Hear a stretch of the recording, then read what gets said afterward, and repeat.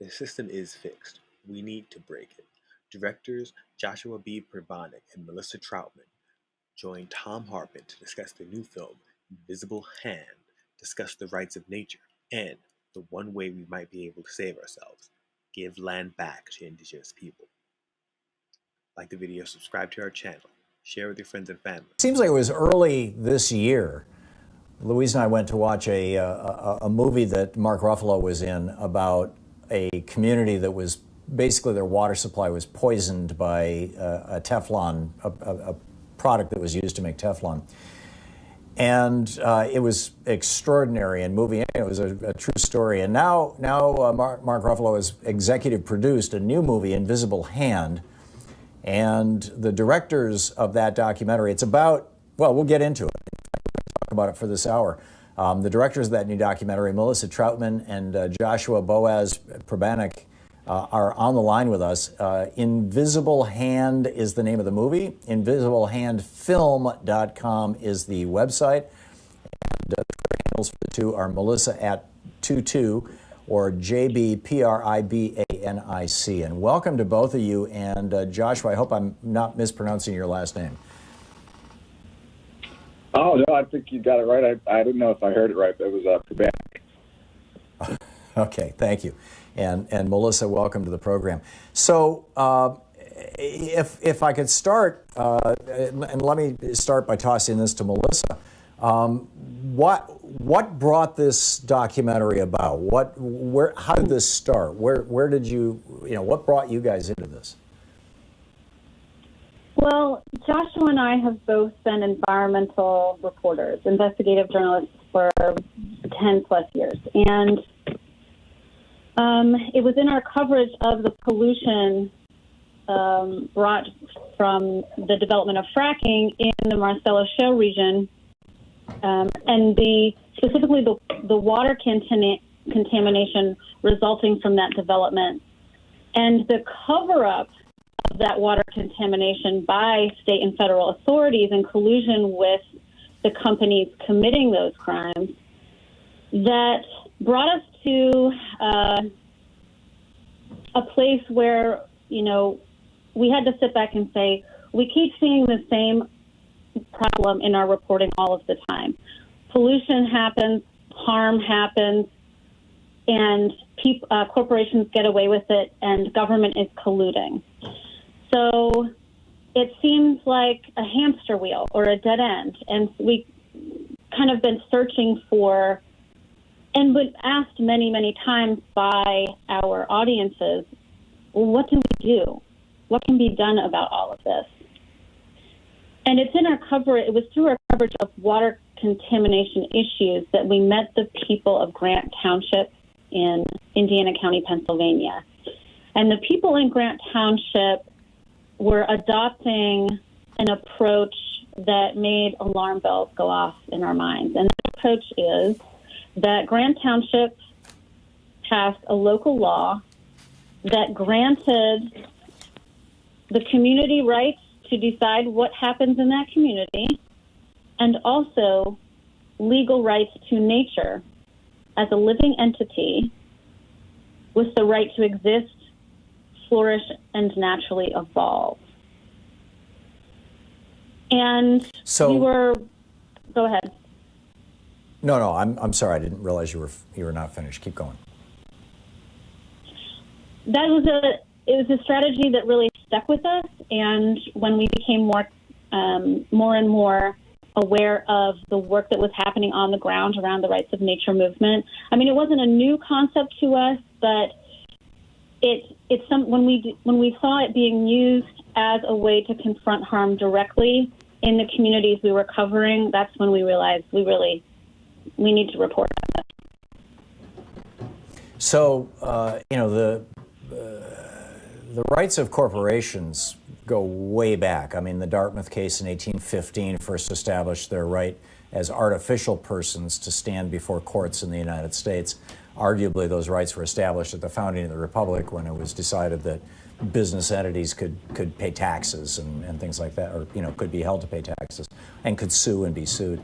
But and arguably took a big step forward in 1886 with southern, Santa Clara County and all that kind of stuff. But the rights of nature, at the time that the Constitution was written, the people who were writing it perceived nature as just one vast, unlimited, thing that just was, unharmable. Lewis and Clark, when they got out here to the Columbia River, talked about how some of the rivers, the salmon were so abundant that it looked like you could just walk across the river during spawning season. Of course, you couldn't, but it was that dense. Joshua, where, that the rights of nature were singularly lacking from our Constitution. What's the history of attempts to recognize rights of nature in American law? Well, we can't fault the founders for not including rights of nature. It's not a concept that was probably understood or conceived of by them at that time. You have to think about rights of nature. For me, it comes out of capitalism. It's a defense mechanism and a movement that has been born out of what capitalism has done to this planet. We call the film Invisible Hand for that reason. The idea of the invisible hand has always been something that's a human construct that if you pursue as much profit and, self-interest as possible, you're going to trickle down all of these good things into your community and into the market and everywhere else. And that idea of, the American dream being a very human, anthropocentric perspective is radically changing. And it's not humans who are going to be at the center of decision-making in the marketplace anymore. Nature is now becoming the center of decision-making in the marketplace. We just saw that this week as water, lo and behold, is going to be traded as a private commodity on the marketplace. So more and more and more, nature is becoming the center and the focus, and that's what rights of nature is. Rights of nature is the opportunity for America to turn in the right direction and actually create an economy and create a government that honors the indigenous legacy that helped them create that government in the first place. Now, they've dishonored it up to this point. They've raped the land. They've pillaged as much as possible. They've broken the treaties. They're breaking the treaties right now up with Line 3 in Minnesota by trying to get have Enbridge push that pipeline through. And rights of nature in the film Invisible Hand, you see this amazing opportunity for the world to take a different direction, to take a totally different direction. And this has been happening since 2006 in the States, with Pennsylvania passing one of the first rights of nature bills to confront, sewage sludge and landfill problems. That then went down to Ecuador and got put into a national constitution, and it came back up to the states, and it's been spread across overseas. And you saw Pittsburgh's ban on fracking is actually the largest municipality in the country to include rights of nature in their local language, which is amazing. And then in the film, you see Toledo, Ohio, and Toledo becoming, the first community to give rights to Lake Erie, this enormous international body of water. And once Toledo did that, Grant had a lot of attention in the film. They had national headlines with Rolling Stone and those things, and with Toledo went international with it. So, Melissa, you open the movie with two very powerful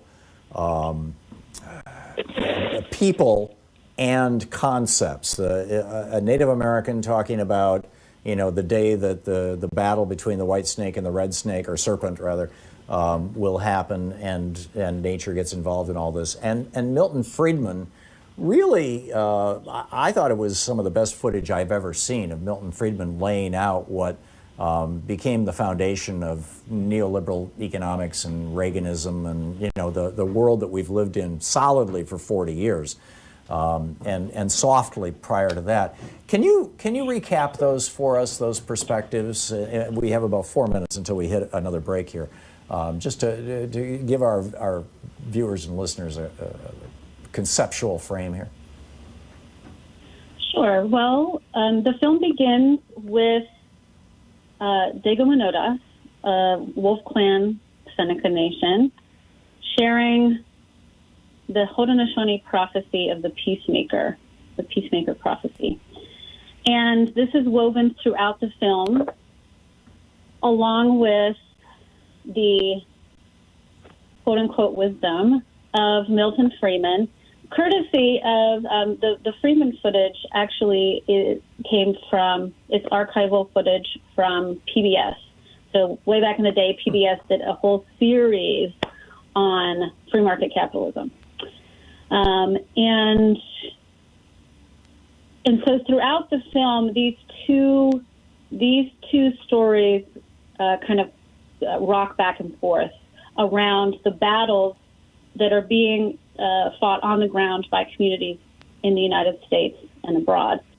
And the disparity between those two narratives, of course, is that the indigenous knowledge and culture that doesn't even need rights of nature because there was no separation from nature to begin with. Because what rights of nature is it's a legal framework that we're trying to shove into a Western system of law where nature is subjugated to property at best. And so free market capitalism and Milton's theories are about nature as property and private property. And private property is a pillar, one of the pillars of capitalism, right? That's how it gets to function. And that private property is about self-interest. And that is fundamentally different from not just indigenous knowledge and culture, but also democracy. Democracy is about everybody participating. Nature is interconnected. Everything is part of a web of life. And those fundamental realities and beliefs are not a part of capitalism. They are the antithesis of capitalism. And so it's this interplay between the two that like I said, the community battles are woven between. Welcome back. We're talking about this extraordinary new documentary and with the directors of the documentary, Melissa Troutman and Joshua Boaz Pribanic, and the co-founders of Public Herald Studios, which is the organization that brought this out. The website is invisiblehandfilm.com. And Melissa, we were just talking about how the Native American perspective sees humanity essentially as interpenetrated by nature. We're all one thing. You know, we are part of the natural world. It is part of us. Whereas Milton Friedman and capitalism, Milton Friedman plays a big role in your movie, in your documentary. Milton Friedman and capitalism view, basically, they've kind of atomized everything, as does our law, and have seen these things as very, very separate. How do we, using a Western, this Western atomistic kind of neo-Cartesian worldview, how do we integrate these two seemingly irreconcilable things, that the idea that humanity is part of nature and doesn't just have an obligation to nature, but it's us, versus humanity stands apart from nature, which, by the way, our religions teach us as well, and that we have both the responsibility to steward it, arguably, or the right to completely overwhelm and dominate it. And our law, I mean, going all the way back to the dominion of discovery, the doctrine of discovery, excuse me, from that papal bull in the 12th century, how do we reconcile these? Well, reconciliation is a big part of it. And a good place to start would be to reconcile the terrible injustices of settler colonialism. And perhaps in doing so, we could give land back, authority over land back to the indigenous peoples. That's one thing we might be able to do. Mm-hmm. We have the laws we have, and they absolutely must change because otherwise we're done. And I say that that's not hyperbole. We have been living outside of the laws of nature for a very long time. And the physical realities of the world that we live in, such as the carrying capacity of an ecosystem or reciprocity and cause and effect, are not built into our structure of law whatsoever. So how do we get there? We start doing it. There are people who are already doing it, crafting laws that put nature into the foundation of law. The trouble, of course, is that the power structures in place would need to relinquish power in order for this to actually happen. So how do you get imperialistic, capitalistic, colonizer power structures how do you steal their power? There's a lot of different organizing that has to happen. There's a lot of healing that has to happen. And there's a lot of coalescing that have to happen among environmental groups and the general public that all, we're not talking about this as a strategy on a mass scale yet. And I mean, that's the first step. Legislators, people in power, corporations have to be forced to put power where it belongs, which is in the people. And they must be forced to get our consent in the place within ecosystems to harm us. And somehow we have to figure out how to put nature at the center of our decision-making processes.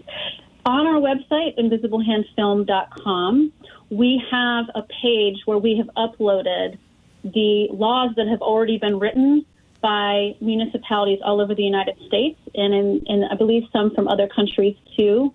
So the examples are right there. Yeah. Now, rights of nature was talked about for a moment within the Democratic National Convention. It was at one point mentioned in a draft of the Green New Deal, but those things have been stripped out. So we really need to rally the people power to kind of lift this strategy up to where the big power sits.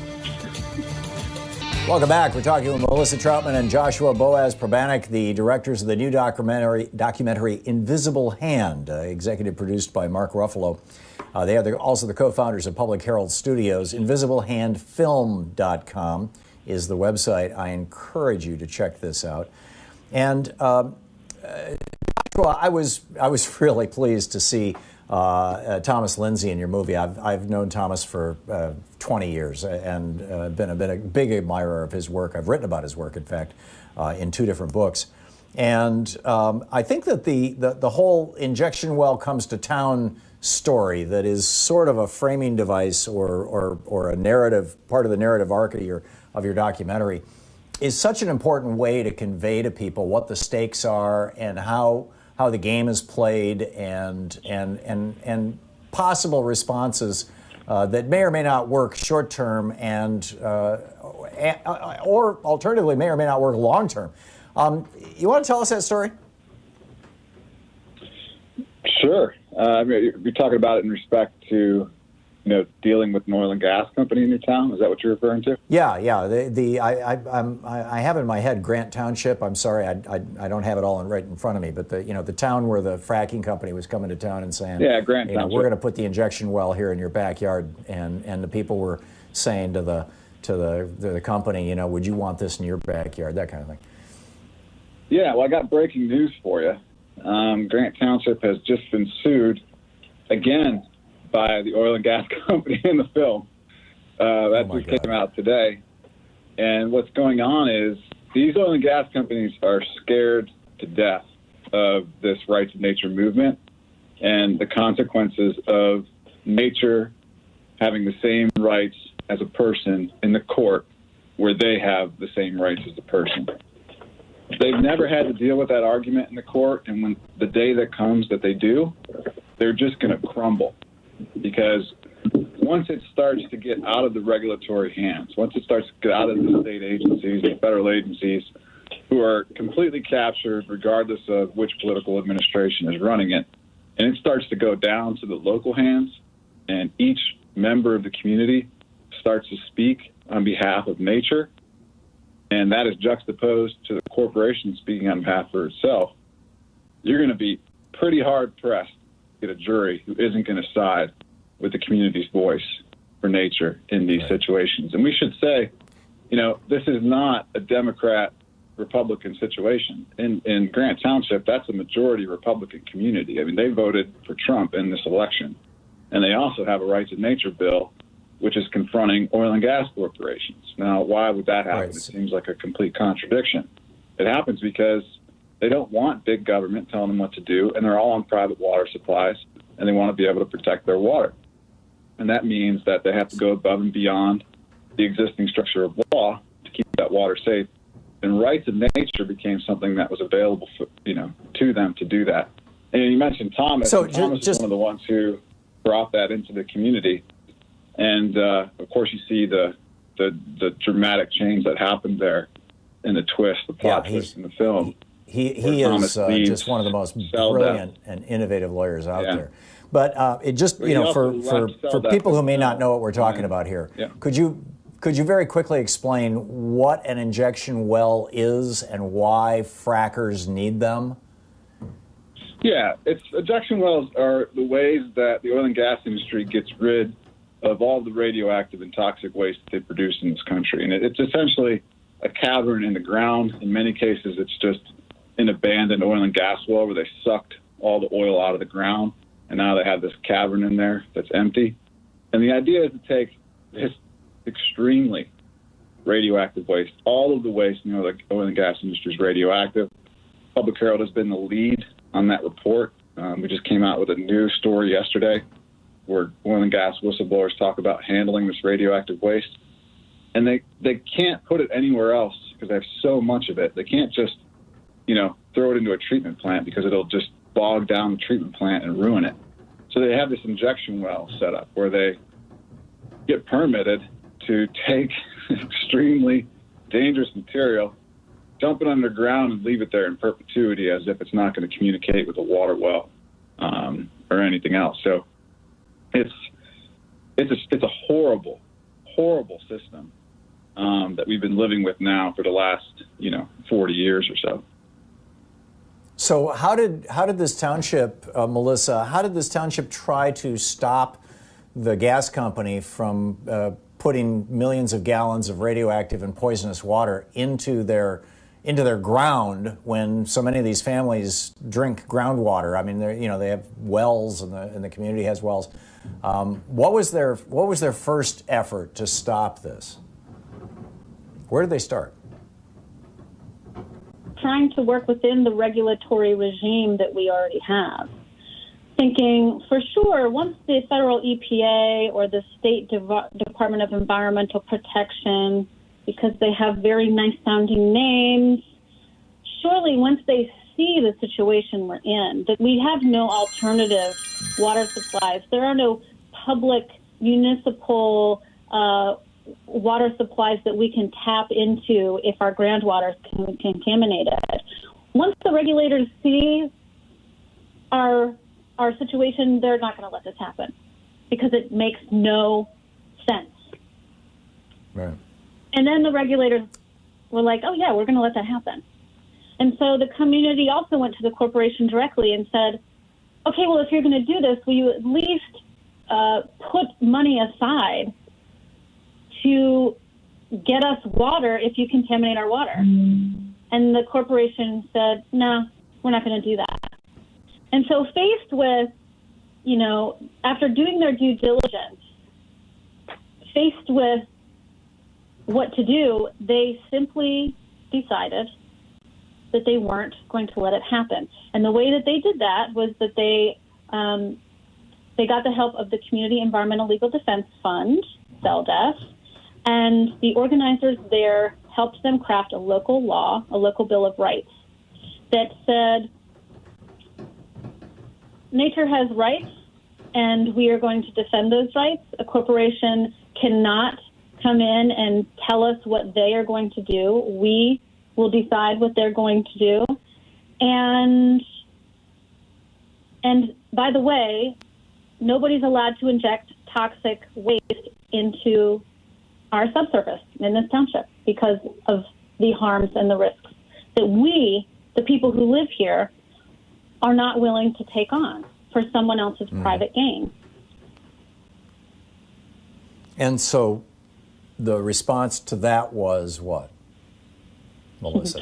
The response to that was that Grant Township got sued by the corporation and by the Department of Environmental Protection, by its own regulatory agency. And as one of the township supervisors in Grant says in the film, why is it that when we're trying to protect our water, and then the State Department, the state regulatory agency, also claims that it's trying to protect our water, why, if we're both doing the same thing, are they suing us? And it's very simply because in the structure of law we have in the United States and other countries, we are the children, and big government is the parent, and the parent's best friend is the corporation, and they get to decide what happens, period. Not only that, but they have decided that nature is just property. Doesn't this run head on into the idea of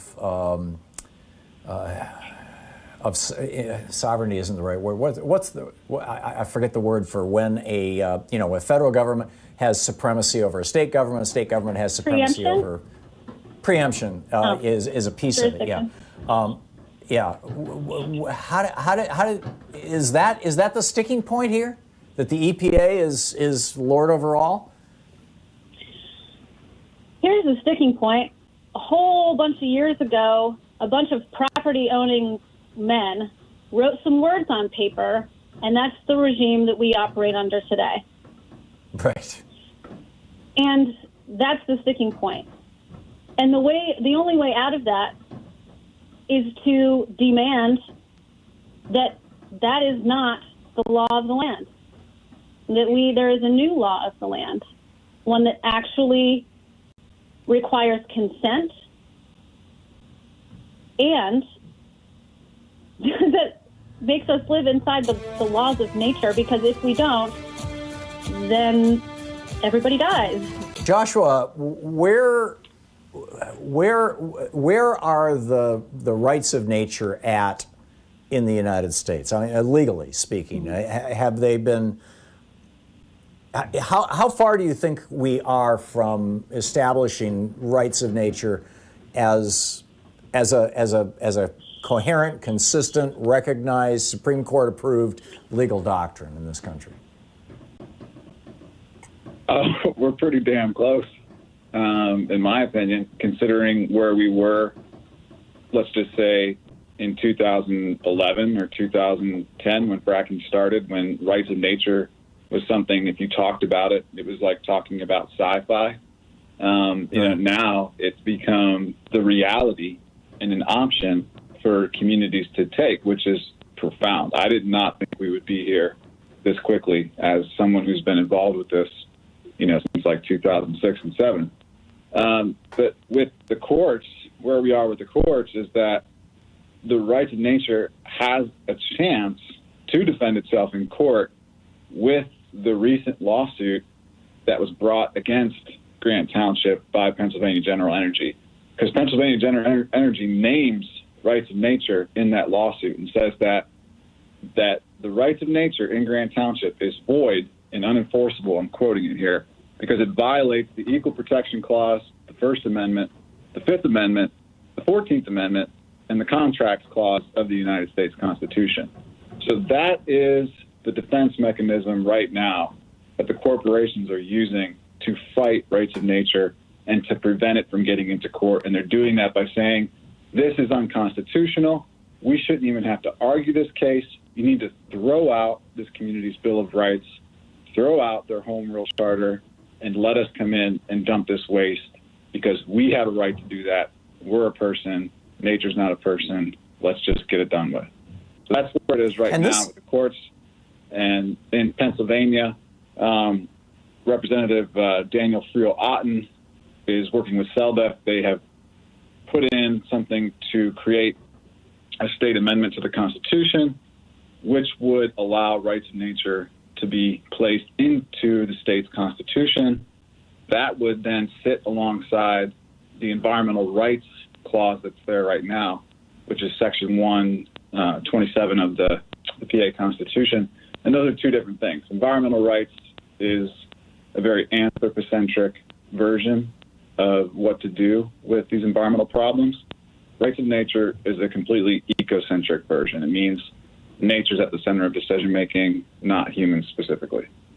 The website invisiblehandfilm, invisiblehandfilm.com is the website.